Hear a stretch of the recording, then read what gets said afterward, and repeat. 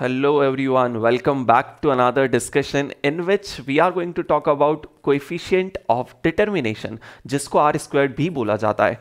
तो what exactly are we going to discuss in this video is, we'll first of all understand what is how do we calculate coefficient of determination, then what do you mean by coefficient of determination. अगर कुछ 1-2 minute में मैं आपको sense they पाऊँ how can it be derived, तो वो भी मैं आपको बताने वाला हूँ. और फिर आप 3 प्रैक्टिकल क्वेश्चंस इस वीडियो में उसके सॉल्व करेंगे. तीनों प्रैक्टिकल क्वेश्चंस दोस्तों आईसीआई के पब्लिकेशन से हैं. मैं आपको फिर भी ये बात बता दूं, officially coefficient of determination study material में कहीं भी टॉपिक नहीं है, लेकिन स्टडी मटेरियल में एक इलस्ट्रेशन है जहां पे उन्होंने coefficient of determination as an information दिया है, जिसको आप चाहे तो यूज कर सकते हैं. And that question obviously we are going to cover in this video. So first of all let me show you at a place as usual हमारे पीडीएफ में, जहां पे मैं आपको बता पाऊं कि आप क्या डिस्कस कर रहे हो. दोस्तों ये वीडियो ये जो पीडीएफ आप लोग देख रहे हो, जिसको इस पीडीएफ के बारे में नहीं पता है उन लोगों को मैं बता दूं, बहुत ही ज़्यादा इंपॉर्टेंट पीडीएफ मे 21 अटेम्प्ट के लिए. इस पीडीएफ के बारे में जानने के लिए मैं वहाँ पे एक वीडियो टैग कर रहा हूँ, आप वो वीडियो ज़रूर देखिए और आपको पता चल जाएगा. जो लोग इस पीडीएफ के बारे में जानते हैं दोस्तों, आज समझ गए हम लोग क्या डिस्कस करने वाले. आज हम लोग कोएफिशिएंट ऑफ डिटर्मिनेशन के बारे में बात करेंगे, right.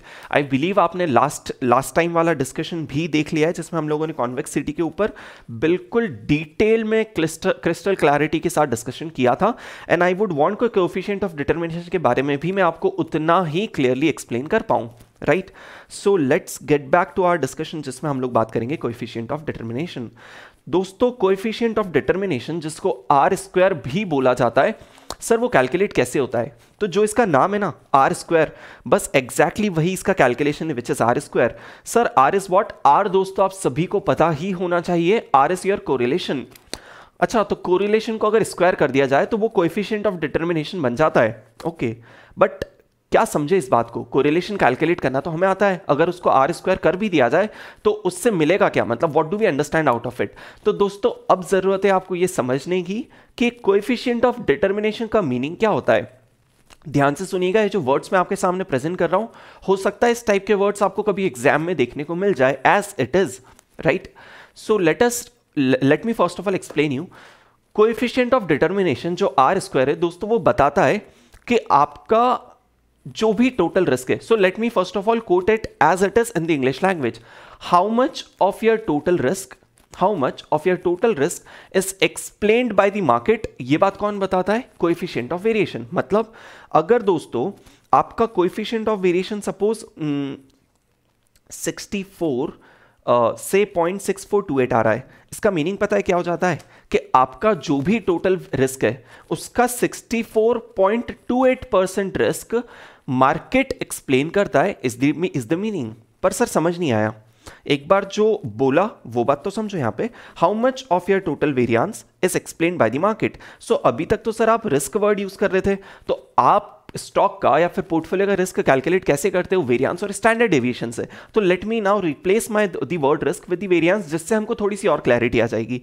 How much of your total variance, जो भी आपका टोटल वेरिएंस है उसमें से मार्केट से कितना एक्सप्लेन हो रहा है, ये बात कोएफिशिएंट ऑफ डिटर्मिनेशन बताता है. लेकिन सर ये भी क्लियर नहीं हुआ है, तो चलो फिर और आगे समझते हैं और आगे चलते हैं. इसको कैसे समझे? आप ऐसे समझो, एक बात बताओ दोस्तों, आपकी जो भी टोटल रिस्क है, क्या ये मान सकता हूं मैं बात कि आपको एक कॉन्सेप्ट पता है कि जो भी आपकी टोटल रिस्क है उसको 2 पार्ट्स में डिवाइड किया जा सकता है. It can be bifurcated as systematic risk and unsystematic risk. Sir systematic risk वो रिस्क है जो मार्केट से रिलेटेड है, मतलब वो सिस्टमैटिक रिस्क उन फैक्टर्स की वजह से आती है जो मार्केट को भी अफेक्ट करते हैं, राइट. मतलब मार्केट में चेंज होने की वजह से हमारी कंपनी में, अगर हमारी कंपनी के मार्केट में रिटर्न्स चेंज होने की वजह से अगर हमारी कंपनी या फिर पोर्टफोलियो के रिटर्न्स चेंज हो रहे हैं, तो वो रिस्क को क्या सिस्टमैटिक रिस्क बोला जा सकता है? बिल्कुल बोला जा सकता है, ठीक है. मतलब इन अदर वर्ड्स, तो क्या सर ये जो बात आप बोल रहे हो आर स्क्वायर का मीनिंग, क्या इसको हम ऐसे बोल सकते हैं क्या कि how much of my total risk, how much is the systematic risk? क्योंकि सिस्टमैटिक रिस्क वही तो रिस्क होती है जो मार्केट एक्सप्लेन कर दे, राइट. सो हम लोग बोल रहे हैं of my total risk what percentage is the systematic risk is explained by R square. मतलब अब आपके सामने शायद थोड़ा क्लियर इंटरप्रिटेशन होना चाहिए. दोस्तों रिस्क की जगह वापस वेरिएंस वर्ड यूज कर रहा हूं कि जो भी आपका टोटल वेरिएंस था राइट उस टोटल वेरिएंस के आपने सपोज दो पार्ट्स कर दिए, ये था सिस्टमैटिक वेरिएंस, ये था अनसिस्टमैटिक वेरिएंस। तो आर स्क्वायर पता है क्या बताता है? आर स्क्वायर बताता है कि जो सिस्टमैटिक वेरिएंस है, this is what percentage of your total variance is explained by R square, right. ये मीनिंग, ये लाइन आपके लिए जानना जरूरी था क्योंकि लिटरल इंटरप्रिटेशन होता है जो शायद हमें एग्जाम में देखने को मिल जाए। ये बात आपके समझने के लिए जरूरी थी कि अच्छा सिस्टमैटिक रिस्क कितनी है as a percentage of total risk is explained by R square. और इस बात को दोस्तों अगर फॉर्मूले के सेंस में लिख दिया जाए तो ये हो जाता है systematic variance divided by your total variance is R square. Okay okay okay, पर सर एक बात समझ नहीं आई, ये दोनों बातें रिलेट नहीं हो पा रही है। As an R square, sir R बताता है कोरिलेशन, मतलब दो वेरिएबल्स मार्केट, सपोज वो दो वेरिएबल्स मार्केट और सिक्योरिटी है ना, तो मार्केट और सिक्योरिटी के बीच का एसोसिएशन कितना स्ट्रांग है वो बताता है आर कोरिलेशन। तो सर अगर उसको स्क्वायर कर दिया जाए, उसको अगर स्क्वायर कर दिया जाए तो ये वाली चीज कैसे आ जाती है, ये बात हम नहीं समझ पाए। क्योंकि कोरिलेशन का मीनिंग होता है दो वेरिएबल्स के बीच का एसोसिएशन, राइट, और आर स्क्वायर का मीनिंग होता है कि सिस्टमैटिक वेरिएंस टोटल वेरिएंस का कितना है। तो ये बात रिलेट नहीं कर पा रहे दोस्तों। ये बात एक तो मैं आपको मैथमेटिकली 1 मिनट में प्रूव करने वाला हूं, राइट, बट मैथमेटिकली प्रूव करके ना हमें समझ नहीं आता है, वो तो फॉर्मूले ने उसका काम कर दिया लेकिन हमें सेंस नहीं आया, है ना। सो एक्चुअल में I would have really wished कि इस पूरे कॉन्सेप्ट को मैं आपको कैसे समझाऊं जैसा हमने कॉन्वेक्सिटी ग्राफ के ऊपर डिटेल में समझा, राइट। बट अगर वो किया ना तो ये जो वीडियो अभी शायद approximately 40-50 minutes, I don't know कितना जाने वाला है, वो बढ़ के पूरा 2 घंटे का वीडियो हो जाता, राइट। सो आई थॉट कि शायद आपके लिए वो ऑब्वियसली अंडरस्टैंडिंग नॉलेज जरूरी है लेकिन इस पॉइंट पे शायद वो हेल्प नहीं करता। इस वजह से हम लोग यहां पे थोड़ा सा, ऑब्वियसली मैं आपको डेरिवेशन देने वाला हूं मैथमेटिकल, ऑब्वियसली मैं आपको इंटेटिवली भी समझाने वाला हूं कि देखो ये बातें कैसे रिलेटेड है, लेकिन मैं आपको प्रॉपरली ग्राफ के ऊपर एक एक डॉट से कनेक्ट करके नहीं बता पाऊंगा कि अच्छा यार देखो यहां से यहां तक टोटल वेरिएंस है तो इसमें इतना वाला पार्ट सिस्टमैटिक है, इतना अनसिस्टमैटिक है, तो सिस्टमैटिक यही तो देखो डिवाइडेड बाय टोटल इतना हो जाता है। सो ऑल दैट थिंग शायद मैं आपको यहां नहीं बता पाऊंगा, बट अगर आपको समझना है तो जरूर कॉमेंट करके बताइए so that I get to know कि you guys are really interested to learn all that and I can then prepare a video जिसमें आपको पूरा ग्राफ के ऊपर प्रैक्टिकली समझा के बताऊंगा कि यार ग्राफ पे देखो ये पॉइंट्स है, फिर हम लोग समझते हैं कि एक्स बार क्या होता है ग्राफ पे, वाई बार क्या होता है, आपका वेरिएंस क्या होता है, उसमें से कितना पार्ट सिस्टमैटिक है कितना unsystematic and all that. And I believe, मतलब I have a strong believe कि जब आप वो देखोगे ना तो आपको पता चलेगा ओ शिट, क्या पोर्टफोलियो मैनेजमेंट जो इतना थियोरेटिकल लगता है हमें, पूरा फॉर्मूला ड्रिवन लगता है, जो पूरा स्टैटिस्टिक्स बेस्ड है, क्या वो चीज प्रैक्टिकली ग्राफ पे समझी भी जा सकती है, राइट। सो एनीवेज अभी हम लोगों के वीडियो में उस चीज को नहीं लेते हैं, बट आपको समझना है तो जरूर बताइए, हम लोग 100% डिस्कस करेंगे, राइट। सो फिर भी मैं आपको अभी क्विकली ये ड्राइव करके बता देता हूं कि देखो इस चीज को आर स्क्वायर क्यों बोलते हैं, है ना। सो आइए दोस्तों, हम लोग सबसे पहले बात कर रहे हैं, आपको सिस्टमैटिक वेरिएंस का फॉर्मूला पता है क्या? सिस्टमैटिक वेरिएंस का फॉर्मूला क्या होता है सर? सिस्टमैटिक वेरिएंस होता है beta of the security multiplied by standard deviation of the market का स्क्वायर। दोस्तों इस फॉर्मूले का लॉजिक हम लोग इस वीडियो में 10-15 मिनट बाद डिस्कस करने वाले हैं, लेकिन अभी के लिए आपके लिए जानना जरूरी है कि क्या आपको सिस्टमैटिक वेरिएंस का फॉर्मूला पता था? ठीक है, इसको अगर मैं डिवाइड करता हूं किससे, सिक्योरिटी के टोटल वेरिएंस से, right, which is sigma square, तो ये बन जाता है आर स्क्वायर। ये बात मैं आपको प्रूव करना चाहता हूं, है ना, और बहुत ही सिंपल सा है दोस्तों। आपको बीटा ऑफ द सिक्योरिटी का फॉर्मूला पता है क्या? बीटा ऑफ द सिक्योरिटी क्या होता है? Correlation between security in market multiplied by standard deviation of security divided by standard deviation of market. दोस्तों इस फॉर्मूले में और इस फॉर्मूले में आपको समझ में आ गया होगा, 3 वेरिएबल्स कॉमन है, मतलब अगर मार्केट को यहां पे ले जाए, राइट, और इसको अगर डिवाइड सिक्योरिटी से कर दिया जाए तो एक ही वेरिएबल बच जाता है आर। और दोस्तों ये वाली चीज पूरी स्क्वायर टर्म्स में, ये वाली चीज विदाउट स्क्वायर है, मतलब इस फॉर्मूले को अगर सॉल्व किया जाए तो आर स्क्वायर ही तो आता है। ये बात समझेंगे आप कि क्यों इट इज लॉजिकल, सिर्फ मैथमेटिकल। यहां प्रैक्टिकली ग्राफ पे वो एक अलग डिस्कशन है जहां पे एक्चुअल में सेंस आता है। ये तो क्या मैथ्स ने उसका काम कर दिया और हम समझ नहीं पाए, है ना। सो फिर भी आपको एटलीस्ट ये नहीं रहेगा कि दिस इज समथिंग इलॉजिकल। ये फॉर्मूला तो अभी तक फॉलो करते ही आ रहे थे ना बीटा का, ठीक है। सो आर स्क्वायर कैसे, मैंने आपको बताया कि how this has to be interpreted as R square, जो डायरेक्टली आर का स्क्वायर करके कैलकुलेट किया जा सकता है। मतलब सर हमें अगर ये चीज पता लगाना हो कि हमारा सिस्टमैटिक वेरिएंस टोटल वेरिएंस का कितना है, तो क्या हम बस आर को स्क्वायर कर दे और आ जाएगा क्या? बिल्कुल आ जाएगा, right. This is one. Now what दोस्तों, मैथमेटिकली तो आप लोग समझ गए कि कैसे आर स्क्वायर से हम लोग ऐसा मान सकते हैं कि हमारे टोटल वेरिएंस का सिस्टमैटिक वेरिएंस कितना है। आर स्क्वायर से सर ये बात कैसे मान सकते हैं, आपको मैथमेटिकली तो समझ में आ गया, लेकिन मैं आपको ग्राफ पे सिर्फ एक इंट्यूशन देना चाहता हूं, इंट्यूटिवली शायद मैं एक्सप्लेन कर पाऊं कि ऐसा क्यों हो रहा है ना। सो एक बार क्विकली समझना, ये ग्राफ क्या बोल रहा है सर, देखना बहुत सिंपल सा ग्राफ आपके सामने, कुछ भी नहीं किया है।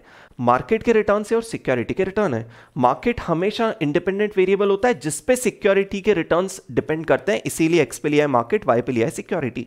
सर ये डॉट्स क्या है, सिंपल सी चीज, जब मार्केट का रिटर्न सपोज 3% था तो सिक्योरिटी का रिटर्न 4.5, राइट। मार्केट का रिटर्न जब 3% था तो सिक्योरिटी का रिटर्न आपके सामने 4.5। एंड सिमिलरली सारे प्लॉट्स हमने यहाँ पे सारे पॉइंट्स यहाँ पे हमने प्लॉट किए।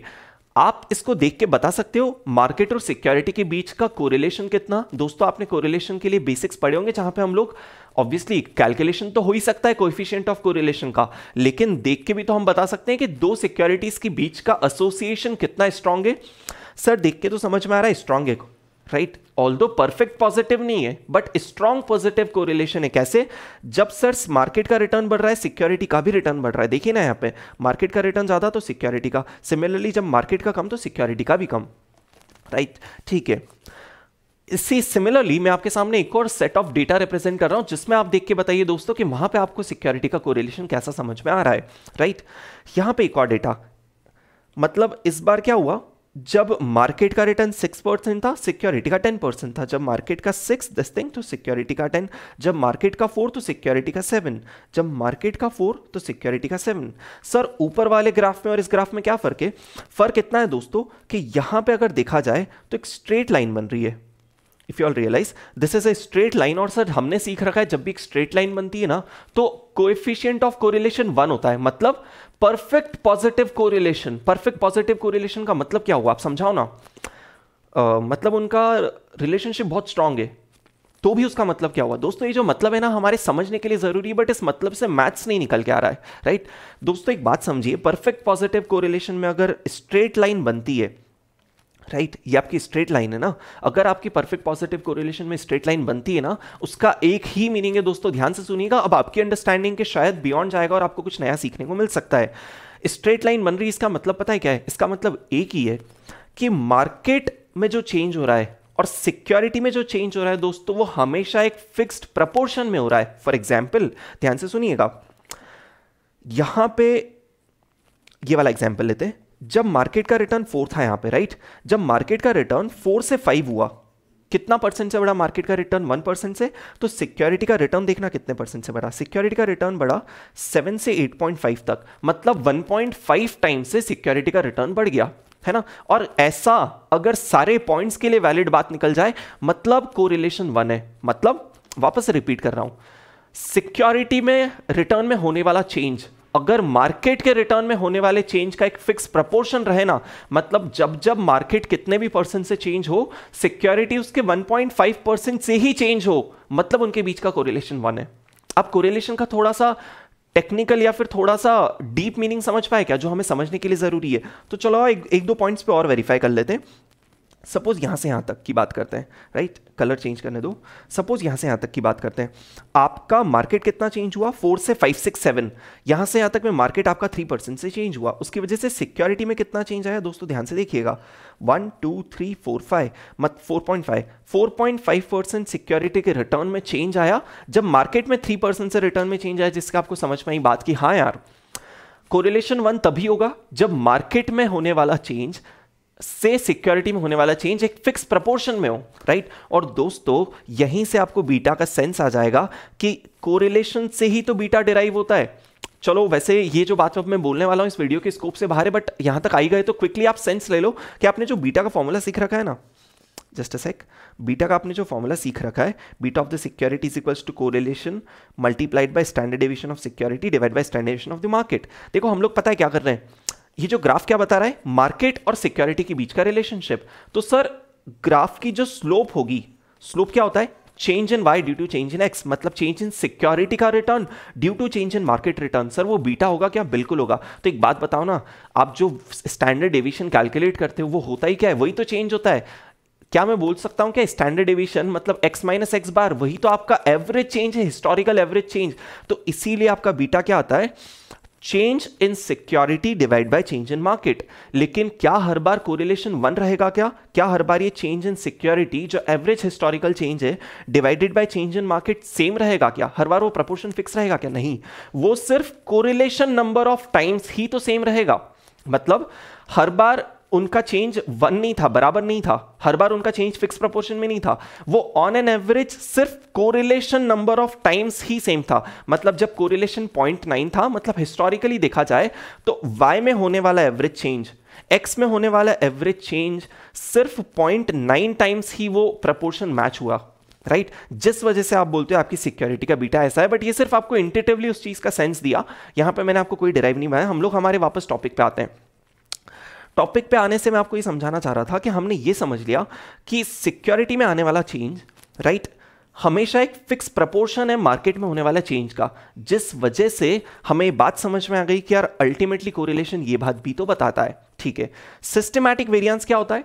सिस्टमैटिक वेरिएंस होता है कि दोस्तों आपकी सिक्योरिटी के रिटर्न्स में जो भी चेंज आ रहे हैं, राइट, उसमें से मार्केट की वजह से कितने चेंज, मतलब मार्केट की वजह से कितने चेंज होंगे आपकी सिक्योरिटी के चेंज में, वो बताता है सिस्टमैटिक रिस्क, है ना। तो अब आप समझ पा रहे हो क्या कि कैसे कोरिलेशन, मैं आपको ऑब्वियसली पूरा डेरिवेशन नहीं बताया हूं, बट एक सेंस देना चाह रहा हूं कि सर कोरिलेशन का मीनिंग कहीं ना कहीं वही होता है और systematic variance as a percentage of total variance का भी तो मीनिंग वही होता है। तो कैसे आर स्क्वायर करने से कहीं ना कहीं ये पॉसिबल तो है कि ये चीज आ जाए। ये सिर्फ आपको मैं इंट्यूटिवली बताना चाह रहा था, क्योंकि कोरिलेशन का अदरवाइज मीनिंग हम सिर्फ पता है क्या समझते थे कि यार स्ट्रॉन्ग रिलेशनशिप है, ये बढ़ रहा है तो ये भी बढ़ रहा है, लेकिन उसका मैथमेटिकल मीनिंग से मैं आपको बताना चाह रहा था कि कैसे वहां तक पहुंचा जा सकता है, राइट। चलेगा दोस्तों, आप अगर वो वीडियो चाह रहे हो ना तो जरूर बताओ, जहां पे मैं आपको पता है क्या बता पाऊंगा, वहां पे आपको मैं बहुत इंटरेस्टिंगली बता पाऊंगा कि यार एक्चुअल में सिस्टमैटिक वेरिएंस ऐसे आएगा, ये बात कैसे डिसाइड हुई, राइट। इसका इंट्यूटिव वे तो मैं आपको अभी 5 मिनट बाद भी बताने वाला हूं, राइट। लेकिन मैथमेटिकली सर आप ग्राफ को लेके समझा के बता दो कि कैसे आपका सिस्टमैटिक रिस्क ये हो गया, तो बात मान जाएंगे, राइट। एनीवेज, सो ये था आपके सामने कोएफिशिएंट ऑफ डिटर्मिनेशन का फॉर्मूला। सर इसका एग्जाम में कैसे यूज करना पड़ सकता है, अब आप ये बात बता दीजिए, है ना। उस बात पर डिस्कशन। दोस्तों ध्यान से समझना, पहला तो ये कि शायद हमें एग्जामिनर कोएफिशिएंट ऑफ डिटर्मिनेशन दे दे, जिससे हम लोग अंडर रूट करके आर कैलकुलेट करेंगे और फिर आर को अदरवाइज यूज करेंगे जैसे किसी भी फॉर्मूला में यूज होता है, राइट। फॉर एग्जांपल आपको कोई भी फॉर्मूला है जिसमें आर यूज करना है, for example beta he calculate करना है, बीटा कैलकुलेशन में दोस्तों आपको पता है आर यूज होता है, ठीक है। एग्जामिनर ने आर नहीं दिया है, एग्जामिनर ने ये दिया है, उसको आप अंडर रूट कर दीजिए, राइट, तो आपके पास आ जाएगा आर, पहला चीज। दूसरा, कोएफिशिएंट ऑफ कोरिलेशन का, sir coefficient of determination sorry का दूसरा यूज क्या हो सकता है, ध्यान से समझिएगा। दोस्तों आपको पता है कि आपका जो भी टोटल वेरिएंस होता है उसको 2 पार्ट्स में डिस्ट्रीब्यूट किया जा सकता है, systematic variance and unsystematic variance. मतलब क्या मैं आपके वेरिएंस ऑफ द सिक्योरिटी को ऐसे लिख सकता हूं, सिग्मा स्क्वायर, राइट। इसका एक पार्ट होता है सिस्टमैटिक, एक पार्ट होता है अनसिस्टमैटिक। सर सिस्टमैटिक वेरिएंस कैसे कैलकुलेट किया जाता है, वो आपके सामने फॉर्मूला आ रहा है, beta of the security multiplied by standard deviation of market और इन दोनों का स्क्वायर, राइट। चलो एक काम करते हैं, यहां पे स्क्वायर। इस फॉर्मूले का लॉजिक इंट्यूटिवली मैं आपको एक्सप्लेन कर रहा हूं, मैथमेटिकल वाला वो बड़े वीडियो में ही समझा जा पाएगा, इंट्यूटिवली समझना। देखो आपको बीटा का मतलब पता है, बीटा क्या बताता है, सर बीटा हमारे सिक्योरिटी के रिस्क बताता है। कौन सी रिस्क, सिर्फ सिस्टमैटिक वाली risk, right. Systematic risk beta बताता है। बीटा की यूनिट क्या होती है, टाइम्स। तो बीटा का इंटरप्रिटेशन क्या होता है कि सिक्योरिटी मार्केट के कंपैरिजन में कितनी रिस्की, क्या बीटा का इतना ही इंटरप्रिटेशन है, बिल्कुल ठीक है। मतलब दोस्तों हम अगर हमारे टोटल रिस्क में से सिस्टमैटिक रिस्क माइनस कर दे तो अनसिस्टमैटिक आ सकती है क्या, बिल्कुल आ सकती है। लेकिन प्रॉब्लम क्या हुई सर, प्रॉब्लम ये कि हमारी टोटल रिस्क के percentage square which is variance का यूनिट, हमारी सिस्टमैटिक रिस्क के सर टाइम्स, तो क्या परसेंटेज स्क्वायर्स में से कोई टाइम्स डिडक्ट कर सकता है क्या, नहीं। मतलब हमें समझ में आया कि हमारी सिस्टमैटिक रिस्क को भी परसेंटेज स्क्वायर में फर्स्ट ऑफ ऑल कन्वर्ट करना पड़ेगा, है ना। तो बहुत ही सिंपल सा लॉजिक। दोस्तों एक बात बताइए, मार्केट पोर्टफोलियो मतलब वो पोर्टफोलियो जिसमें सारी सिक्योरिटीज आ चुकी है, राइट। आपको डाइवर्सिफिकेशन का एक कॉन्सेप्ट पता ही होगा, जिसमें हम लोगों ने सीखा था, मतलब जिसमें हम लोग बात करते हैं कि मार्केट मतलब मार्केट में सिस्टमैटिक रिस्क ही एग्जिस्ट करती है, अनसिस्टमैटिक एग्जिस्ट नहीं करती है। मतलब जैसे जैसे आप अपने पोर्टफोलियो में शेयर्स ऐड करते चले जाते हो, कोरिलेशन परफेक्ट पॉजिटिव ना होने की वजह से हमारे पोर्टफोलियो की रिस्क कम होती चली जाती है, और वो कम होकर इतनी हो जाती है कि जब हमारे मार्केट में सिर्फ सिस्टमैटिक रिस्क रह जाए, अनसिस्टमैटिक पूरी एलिमिनेट हो जाए। तो क्या मैं बोल सकता हूं कि मार्केट की जो भी रिस्क है, मार्केट की जो भी टोटल रिस्क है, वो सिर्फ सिस्टमैटिक रिस्क ही है। Do you agree with this point कि मार्केट में अनसिस्टमैटिक रिस्क तो होती नहीं है ना। तो अगर मार्केट का कोई स्टैंडर्ड डेविएशन बोलता है तो वो सिर्फ सिस्टमैटिक रिस्क है, ठीक है। मतलब अगर मार्केट की आपके पास सिस्टमैटिक रिस्क रखी हुई है और बीटा का इंटरप्रिटेशन होता है कि मार्केट के रिस्क के कंपैरिजन में हमारी सिक्योरिटी कितनी ज्यादा रिस्की, तो क्या मैं बोल सकता हूं इन दोनों को मल्टीप्लाई करने से हमारी सिक्योरिटी की सिस्टमैटिक रिस्क आ जाएगी। Do you agree with this? बस अब फर्क इतना सा है कि ये सब चल रहा था दोस्तों परसेंटेज लेवल पे, क्योंकि स्टैंडर्ड डेविएशन की यूनिट होती है परसेंटेज, लेकिन वेरिएंस की यूनिट होती है परसेंटेज स्क्वायर। तो हमने इस चीज को स्क्वायर लेवल पे सॉल्व कर दिया, राइट? इसीलिए हम लोग यहां पे स्क्वायर कर रहे हैं। अब ये था एक छोटा सा इंटेटिव एक्सप्लेनेशन जहां पे मैं आपको एक्सप्लेन कर पाऊं कि फॉर्मूला कैसे आया, राइट? मैथमेटिकल एक्सप्रेशन और ज्यादा इंटरेस्टिंग है, लेकिन जिस पे हम लोग अभी बात नहीं कर रहे। एनीवेज, तो अब हम लोग ऐसा बोल सकते हैं क्या कि सिस्टमैटिक में से टोटल में से सिस्टमैटिक माइनस कर दिया जाए तो अनसिस्टमैटिक आ जाएगी, राइट? सो आप अगर टोटल में से सिस्टमैटिक माइनस कर देते हो तो आपकी अनसिस्टमैटिक आ जाती है, जिसको फॉर्मूले में लिखे तो कॉम्प्लिकेट हो जाएगा, which is variance minus beta of the security multiplied by standard deviation of market का स्क्वायर। Is that fine? ठीक है दोस्तों, इसी चीज को, इसी बात को, सॉरी यहां पे स्क्वायर थोड़ा पास में ले आते हैं, इसी बात को मैं आपको अब आर स्क्वायर का यूज करके समझाना चाह रहा हूं कि कैसे यहां पे भी आर स्क्वायर का यूज किया जा सकता है। एक बात बता दीजिए, आपने बीटा ऑफ द सिक्योरिटी का फॉर्मूला क्या पढ़ा है? फिर से बात चल रही है, correlation of security in market multiplied by standard deviation of security divided by standard deviation of market. क्या दोस्तों मैं इस टर्म को यहां पे मल्टीप्लाई कर सकता हूं? बिल्कुल। मतलब ये चीज करने से, ऊपर एक्सप्लेन कर रहा हूं है ना, इसको यहां पे एक्सप्लेन कर रहा हूं, इससे क्या हो जाएगा? Beta of the security multiplied by standard deviation of market is equals to correlation between security in market multiplied by standard deviation of security. क्या अगर आप इस इक्वेशन से अग्री कर रहे हो दोस्तों, तो ये वाली चीज़ ही तो यहाँ पे ये आपकी सिस्टमैटिक रिस्क होती है, तो क्या मैं इस चीज़ को इससे रिप्लेस कर सकता हूँ? बिल्कुल कर सकते हैं। एंड अकॉर्डिंगली यहाँ से डिलीट कर रहा हूँ, एक बार देख लीजिए, जिसको नहीं समझ में आ रहा है तो पीछे जाके फिर से देख लीजिए। लेकिन अकॉर्डिंगली मैं यहाँ पे रिप्लेस करके क्या बोल रहा हूँ कि मेरी सिस्टमैटिक रिस्क को पता है मैं क्या बोल सकता हूँ? सिस्टमैटिक रिस्क को बोल सकता है standard deviation of the security, इस बार स्टैंडर्ड डेविएशन पहले लिख रहा हूँ, multiplied by R between security in market, और इसका स्क्वायर, क्योंकि ये स्क्वायर तो था ही था ना, ठीक है। मतलब इसको थोड़ा सा ब्रैकेट अगर खोल दिया जाए तो क्या दोनों के इंडिविजुअल स्क्वायर बोल दिए जाए, है ना? मतलब standard deviation of the security, variance of the security, मतलब जो भी मेरी सिक्योरिटी का वेरिएंस है उसमें अगर आर स्क्वायर, मतलब जो आपका कोएफिशिएंट ऑफ डिटर्मिनेशन होता है, वो मल्टीप्लाई कर दिया जाए तो क्या आ जाएगा? Systematic variance. क्या ये आप वापस उस इंटरप्रिटेशन पे पहुंच गए क्या कि systematic variance is what percentage of my total variance, right? यही तो इसका इंटरप्रिटेशन था, ठीक है। सिमिलरली सर अनसिस्टमैटिक वेरिएंस क्या हो गया? ध्यान से देखिएगा, ये भी आपके लिए इंपॉर्टेंट है। अनसिस्टमैटिक होता है सर टोटल माइनस सिस्टमैटिक, तो बिल्कुल देखते हैं, आपका टोटल था variance of the security minus systematic. Systematic क्या था sir? Variance of the security again multiplied by correlation between security and market, ठीक है। आपके सामने डेरिवेशन चल रहा है। क्या यहां पे मैं variance of the security common ले सकता हूं, जिससे 1 माइनस आर स्क्वायर बच जाएगा, ठीक है। तो अब ध्यान से देखिएगा दोस्तों, सेम फॉर्मूले का आपके सामने दो फॉर्मूला कंपेयर करने के लिए, पहला ये वाला, ठीक है, और दूसरा ये वाला, जिससे आपको इंटरप्रिटेशन में भी सेंस आएगा। देखना, आपका सिक्योरिटी का टोटल वेरिएंस ये था, डू यू अग्री? ठीक है, मतलब सिग्मा स्क्वायर आपका टोटल वेरिएंस है जहां से हम स्टार्ट हुए थे। इसके दो पार्ट्स करना है, एक पार्ट हो जाएगा आर स्क्वायर और एक पार्ट हो जाएगा 1 माइनस आर स्क्वायर। तो एक टाइप से देखा जाए तो आर स्क्वायर तो प्रपोर्शन हो गया ना, वेट हो गया एक टाइप से। क्या कि आपके वेरिएंस का कितना पार्ट आर स्क्वायर उतना पार्ट सिस्टमैटिक है, तो अनसिस्टमैटिक कितना हो जाएगा 1 माइनस आर स्क्वायर वाला पार्ट, राइट। सो दूसरा मेरे को अब तक इस आर स्क्वायर का प्रैक्टिकल एप्लीकेशन ये पूछाना था कि शायद हमारे सामने एग्जाम में ऐसी सिचुएशन बन जाए जहां पे एग्जामिनर हमें वेरिएंस दे दे और फिर हमको सिस्टमैटिक वेरिएंस आर स्क्वायर की हेल्प से कैलकुलेट करना पड़ सकता है, और unsystematic variance. Is that fine? So I believe आपकी अंडरस्टैंडिंग और एक्सप्लेनेशन पार्ट से ये डिस्कशन काफी था। अब हम लोग प्रैक्टिकल क्वेश्चन पे मूव कर सकते हैं, राइट। दोस्तों प्रैक्टिकल क्वेश्चन 3 सॉल्व करेंगे। सबसे पहले नवंबर 20 सजेस्टेड का क्वेश्चन नंबर कौन सा, 5B है ना। दोस्तों ये क्वेश्चन आप लोग, मैं आपको यहां से दिखा रहा हूं क्योंकि यहां से हम लोग सोल्यूशन भी रेफर करेंगे।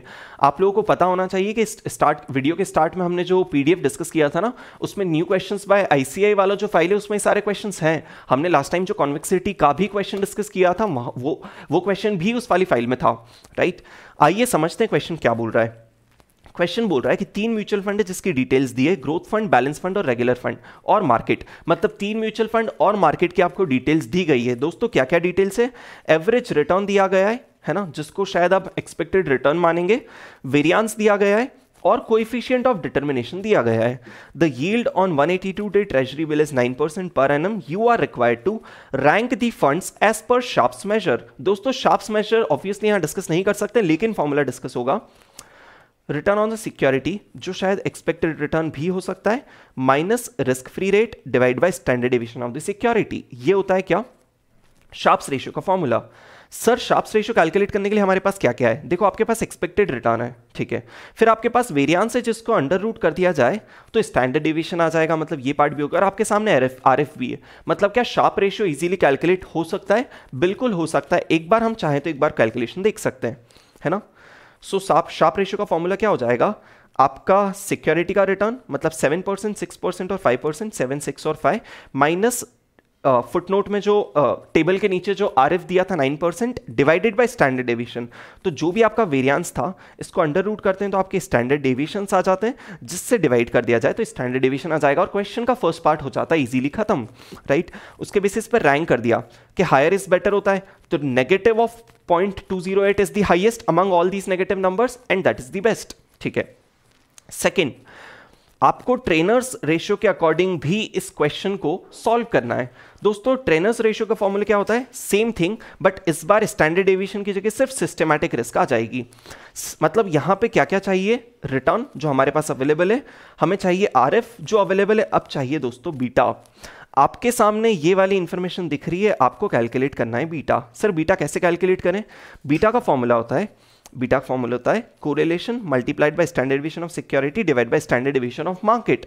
हमारे पास क्या क्या है, हमारे पास वेरिएंस है मार्केट और सिक्योरिटी के, मतलब अंडर रूट कर देंगे तो स्टैंडर्ड डेविएशन आ जाएगा। अब चाहिए सिर्फ आर। आपके पास दोस्तों कोएफिशिएंट ऑफ डिटर्मिनेशन, अगर इसके अंडर रूट कर दिए जाए तो क्या आर आ जाएगा, और एक बार आर आ गया तो बीटा आ जाएगा, और बीटा आ जाएगा तो ये फॉर्मूला अप्लाई हो जाएगा, राइट। ये इस क्वेश्चन को सॉल्व करने का एक तरीका था जो आईसीआई ने भी फॉलो किया और जो सिंपल भी है।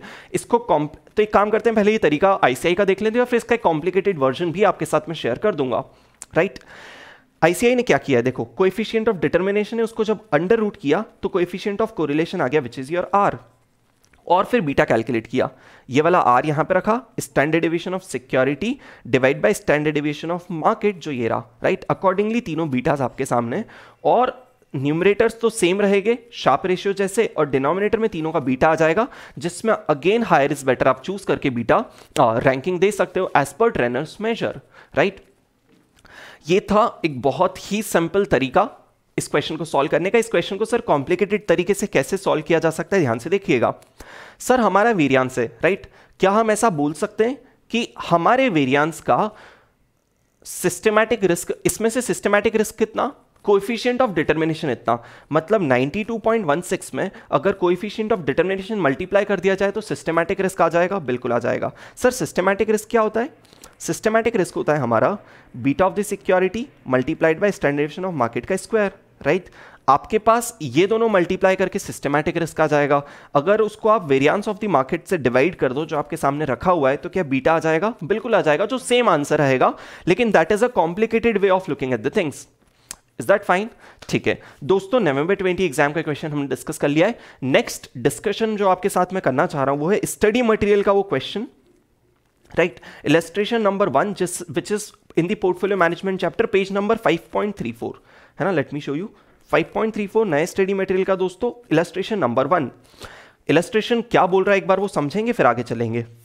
The following details are given for X and Y companies, मतलब एक्स और वाई के बारे में कुछ डिटेल्स दिए, और मार्केट मतलब विच इज इंडेक्स और सेंसेक्स। दोस्तों हमें सिस्टमैटिक अनसिस्टमैटिक रिस्क कैलकुलेट करना है दोनों कंपनीज की, और अगर इक्वल अमाउंट इन्वेस्ट कर दिया जाए दोनों स्टॉक्स में, मतलब 0.5 वेट रख लिया जाए, तो हमारे पोर्टफोलियो की रिस्क क्या होगी।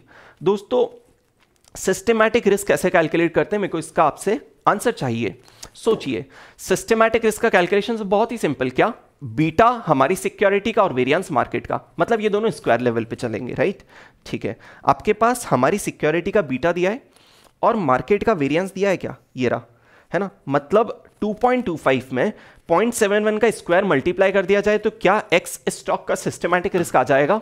बिल्कुल आ जाएगा। देखते हैं इन्होंने क्या किया है, इन्होंने भी वही किया है, जो मार्केट का वेरिएंस है ना, उसमें बीटा का स्क्वायर मल्टीप्लाई कर दिया तो सिस्टमैटिक रिस्क आ सकता है। मैं चाहता हूं कि आप लोग भी कैलसी लें हमारे आपके हाथ में और हम एक ऑल्टरनेटिव वे से कैलकुलेट करके दिखाएं। आपने ऑल्टरनेटिव वे समझा है क्या? सर हमारी सिक्योरिटी का जो वेरिएंस है, अगर उसमें कोएफिशिएंट ऑफ कोरिलेशन मल्टीप्लाई कर दिया जाए, जो फॉर्चुनेटली हमें यहाँ पे दिया है, कोएफिशिएंट ऑफ डिटरमिनेशन सॉरी, जो हमें यहाँ पे फॉर्चुनेटली दिया है, तो क्या हम लोग सिस्टमैटिक रिस्क कैलकुलेट कर सकते हैं और क्या हमारा आंसर सेम ही आएगा? सिर्फ ये बात वैलिडेट करने के लिए मैं आपको इस क्वेश्चन तक लाया हूँ। ठीक है, आपके सिक्योरिटी का वेरिएंस 6.3% आपके सामने, और उसमें अगर 0.18 मल्टीप्लाई कर दिया जाए दोस्तों तो सेम आंसर आएगा। आइए एक बार वैलिडेट कर लेते हैं, है ना। सो 6.3 आपके हाथ में कैलसी होना चाहिए, जो हमारी सिक्योरिटी का वेरिएंस है, मल्टीप्लाइड बाय 0.18 जो कोएफिशिएंट ऑफ डिटरमिनेशन है, जिससे हमारा दोस्तों आंसर 1.134 आ रहा है, राइट। अब टोटल वेरिएंस में सिस्टमैटिक हटा दिया तो अनसिस्टमैटिक आ गया, राइट। अच्छा, इन्होंने ये वाला कैलकुलेशन बताया है fortunately, right, not at all a problem. अब बचा हुआ क्वेश्चन दोस्तों आप भी सॉल्व कर पाएंगे। यहाँ पे कोएफिशिएंट ऑफ डिटरमिनेशन वाले पॉइंट का रेलेवेंस यहाँ से अब कंप्लीट हो जाता है, राइट। लास्ट डिस्कशन करना है दोस्तों। लास्ट डिस्कशन थोड़ा सा पुरानी जगह से जा रहे हैं हम लोग, पता है कहां चल रहे हैं? ये जो डॉक्यूमेंट आपके सामने दिख रहा है दोस्तों ये, अच्छा सॉरी, पहले मेरे को वापस पीछे आ जाने दो। सबसे पहले जो क्वेश्चन सॉल्व किया ना नवंबर 20 एग्जाम का, वो आपकी additional new questions bye ICI वाली शीट में था, ठीक है। ये क्वेश्चन जो इलस्ट्रेशन 1 दिख रहा है दोस्तों, mostly I am super, I mean I strongly, मतलब स्ट्रांग पॉसिबिलिटी है कि ये क्वेश्चन भी नए क्वेश्चंस बाय आईसीआई वाले में होगा, है ना। तो क्वेश्चन आपके पास वहां रखा है, सोल्यूशन आप यहां से देख के एक बार खुद की नोटबुक में जरूर सॉल्व कीजिए। लास्ट ये क्वेश्चन दोस्तों दिख रहा है, आपको बता देना है क्वेश्चन कहां से आया है। ये 2010 के आरटीपी का क्वेश्चन है ना। तीनों क्वेश्चन आईसीआई के पब्लिकेशन के, और 2010 की भी आरटीपी, अभी आप न्यू कोर्स में, राइट। न्यू कोर्स के पहले चलता था ओल्ड कोर्स, और ओल्ड कोर्स के भी पहले जो माफा चलता था ना, उसकी आरटीपी में से क्वेश्चन नंबर 17 लिया गया है, लेकिन हमारे लिए पूरा रेलेवेंट है दोस्तों। ये क्वेश्चन आपको उस आपके मटेरियल में नहीं मिलेगा, तो जो लोगों के पास उस मटेरियल का प्रिंट है, जरूर यहां से एक बार स्क्रीनशॉट लेके या फिर वीडियो पॉज करके ये क्वेश्चन नोट डाउन कर ले, जिसका सोल्यूशन उसके बाद हम लोग स्टार्ट करेंगे, राइट। सो क्विकली एक बार ये चीज नोटिंग आप कर लीजिए, फिर हम लोग क्वेश्चन रीड करना स्टार्ट कर रहे हैं, है ना। सो पॉज करके आप वो कर लेना, हम लोग क्वेश्चन पे जा रहे हैं। क्वेश्चन क्या बोल रहा है? Consider the following information related to stock A and market for last 5 years. दोस्तों पिछले 5 साल में ए और मार्केट ने ये रिटर्न्स दिए हैं, ठीक है। Determine the regression equation from return of stock and the market. इस लाइन का मीनिंग दोस्तों अगर आपको नहीं पता है तो पता ही होना चाहिए। ये जो लाइन दिख रही है ना, ये जो इस चीज का मीनिंग पता है क्या है? रिग्रेशन इक्वेशन फाइंड कीजिए, किसके बीच में? स्टॉक और मार्केट के बीच में। दोस्तों वो कौन सी इक्वेशन है जो मार्केट और स्टॉक के बीच का रिलेशनशिप बता दी? दोस्तों कैरेक्टरिस्टिक्स लाइन इक्वेशन, राइट। मतलब हमें यहाँ पे फर्स्ट पार्ट में कैरेक्टरिस्टिक लाइन बतानी है, राइट। अगर हो सकता है आप में से काफी लोगों के लिए क्वेश्चन नया है, आपके स्टडी मटेरियल्स में कवर ना हुआ हो, तो not at all a problem, इसका सोल्यूशन भी मैं आपके साथ अभी शेयर कर दूंगा, राइट। जिससे आपको सेंस आ जाएगा कि फर्स्ट पार्ट में कैरेक्टरिस्टिक लाइन का कैलकुलेशन करना है, जो तो आपको आना ही चाहिए, ठीक है। और क्या बताना है? हमें अल्फा और बीटा कैलकुलेट करना है, तो ऑब्वियसली जब आप कैरेक्टरिस्टिक लाइन का कैलकुलेशन करेंगे तो वो भी आ जाएगा। और इसके अलावा अनसिस्टमैटिक रिस्क भी बताना है। अनसिस्टमैटिक, अच्छा, टोटल में से सिस्टमैटिक माइनस करके। क्वेश्चन का second part, the total variance of return from stock A and component of variance that are explained by market index and not explained by market index। दोस्तों देखो coefficient of determination का meaning जानना कितना जरूरी है।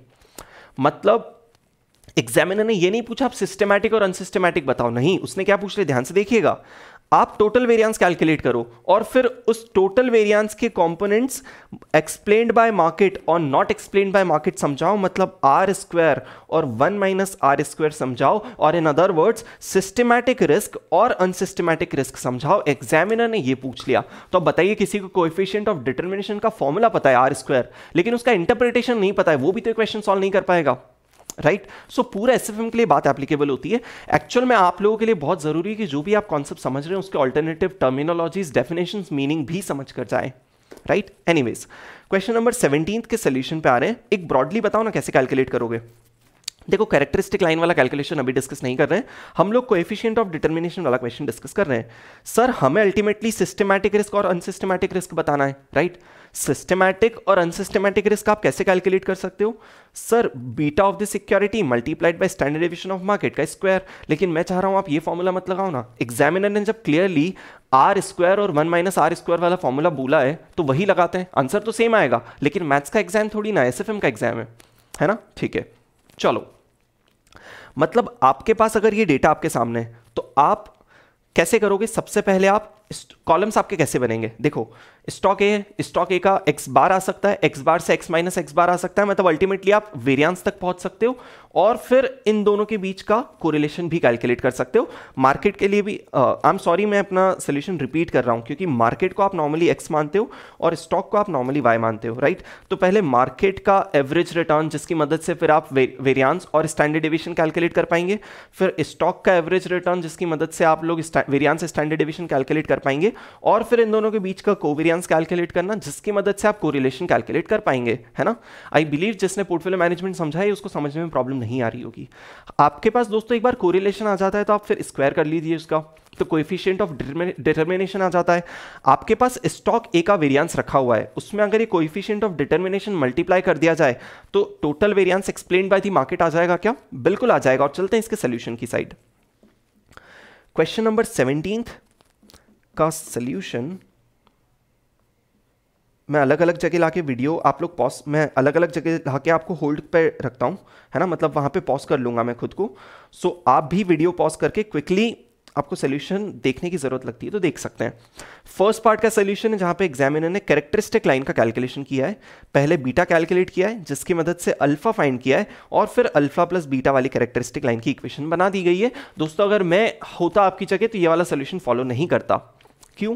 क्योंकि ये वाला फॉर्मूला पता है तब अप्लाई करते हो जब एग्जामिनर ने सिर्फ बीटा पूछा हो। एक बात बताओ, हमें पता है कि नेक्स्ट पार्ट में हमें पूरा ये कैलकुलेशन करना ही है, राइट। कौन सा वाला? जहां पे आप वेरिएंस ऑफ सिक्योरिटी फाइंड करोगे, वेरिएंस ऑफ मार्केट फाइंड करोगे, सिक्योरिटी फाइंड करोगे, राइट, और आर फाइंड करोगे। जब ये सब मेहनत यहां पे करना ही थी तो बीटा यहीं से फाइंड कर लेंगे ना, रादर देन एक और टेबल बनाने की जगह। एनीवेज, है ना। सो ओवरऑल बात ये थी कि आप बीटा यहीं से कैलकुलेट करना अपने बेसिक फॉर्मूला से जो आप बनाते हो बड़ी टेबल, और फिर उसकी मदद से कैरेक्टरिस्टिक लाइन का कैलकुलेशन करना।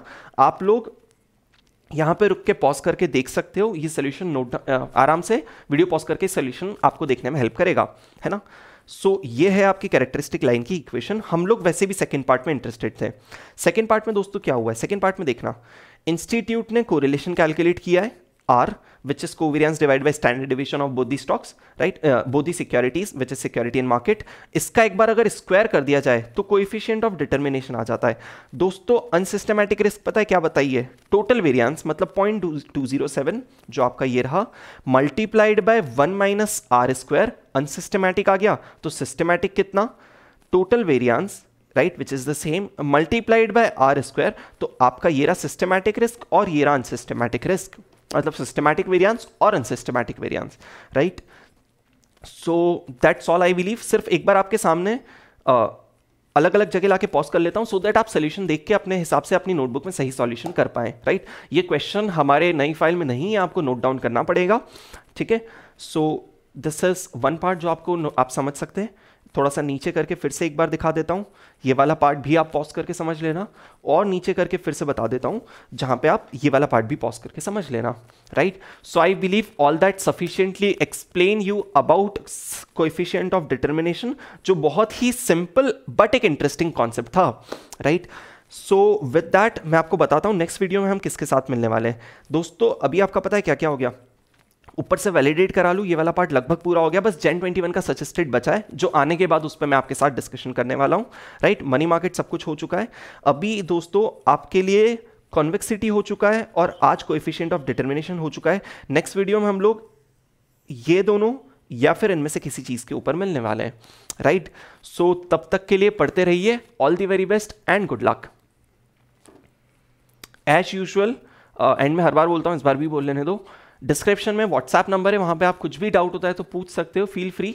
आप अदरवाइज आप स्टूडेंट नहीं है मेरे तो भी आप कुछ डाउट पूछ सकते हो, I will be happy to help, right. Bye bye.